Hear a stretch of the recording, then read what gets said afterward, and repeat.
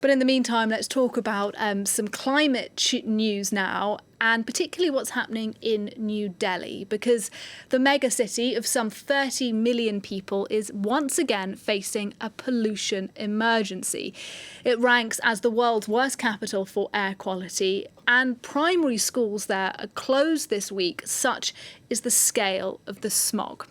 So why is the situation so bad in New Delhi? Looking into that for us is Julia Cedar, our science editor. She's with me right now. Julia, we've been looking at these rather dramatic images from New Delhi, a city covered in a yellow haze. Just tell us, first of all, what are we looking at in those images? Well, first of all, residents are used to living with high levels of pollution, but what's been recorded over the weekend is actually quite alarming. According to IQ Air, which is an air quality monitoring company based in Switzerland, the level of so-called PM 2.5 particles, and I'll explain what that is in a second, but it's 35 times higher than the maximum threshold of what is considered acceptable for health, defined by the WHO. So what are PM 2.5 particles?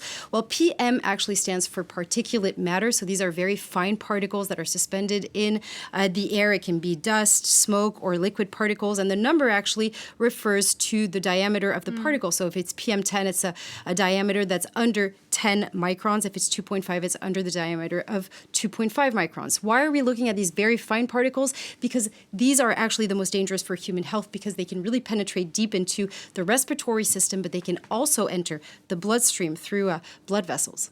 So, Julia, do we know what the cause of this pollution actually is? Okay, the pollution is, of course, the result of greenhouse gas emissions from industrial sources, but also transportation. We know that India is still heavily relying on fossil fuels for its energy production, especially coal. But at this time of the year specifically, it's also due to what we call crop residue burning. So at the same time, every year at this moment, you have tens of thousands of farmers, especially in the region of Punjab, which is north of New Delhi, that are going to start setting on fire the rice straw residue in their fields. The reason they do that is they only have 2 weeks in between the rice harvest and the wheat planting, so they need it to go quickly.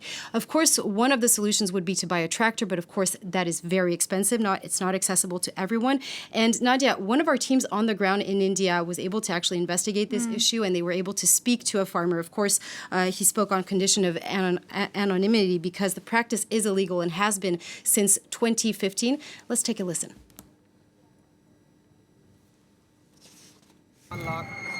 Government officials sit in their offices with their big salaries, and they're only good at telling us do this or do that.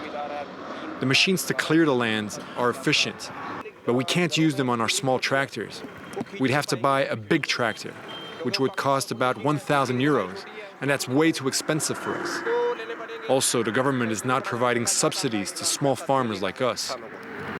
So the tractor he's actually referring to is called the Happy Cedar. We're going to take a look at exactly what that is, but it's a tractor that can actually cut and lift rice straws and then automatically plant wheat into the soil, and its efficiency is actually staggering. There's a study that was published in Science magazine, and it indicates that when you use this technology, it has the potential to generate an additional 85 to 160 US dollar per hectare for every average farmer. So this is huge, and this is the reason why the Indian government has been lending some of those machines to try to change farmers' minds and farmers' ways.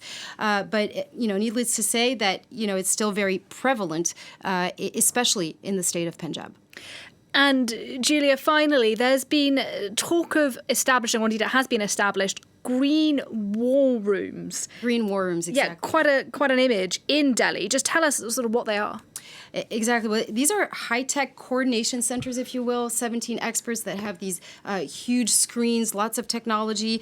They use actually satellite images from NASA to be able to see those fires in real time, and we're actually going to see one of those maps. I mean, in real time, you can see that almost the entire state of Punjab is actually red right now. The reason why this is a huge and very important topic to address, just to give you one statistic, if I have to give you one number, according to the Energy Policy Institute by the University of Chicago, air pollution reduces the life expectancy of residents in New Delhi by nearly 12 years. That's a staggering number. Absolutely. Shocking statistic indeed. Thanks very much, Julia Cedar, for coming in to tell us about that.